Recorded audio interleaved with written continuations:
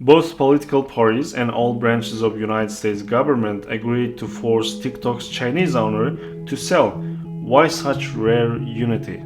Yeah, that's a really interesting situation. When you see that kind of rare bipartisan agreement and alignment across the government, it's usually because there's a pretty strong shared concern. In this case, it mostly revolves around national security and data privacy issues. Both parties and different branches of government have raised concerns about the idea of a Chinese owned company having access to large amounts of data on American users. So that's really what's driving them to come together and say, hey, we need to make sure this platform is owned in a way that we feel is safer.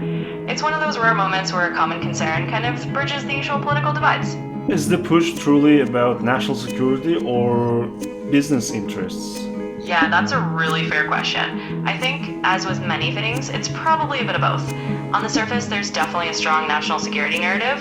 There's genuine concern about user data and how it might be accessed or used. But it's also true that there are business interests at play.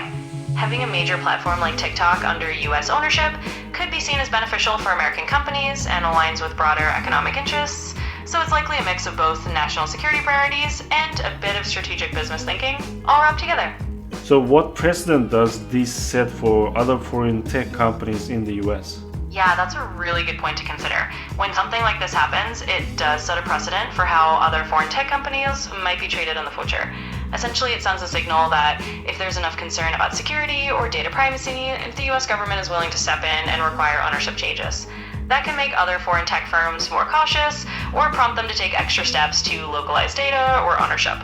In other words, it kind of sets a new norm that foreign tech companies may have to navigate if they want to operate in the US.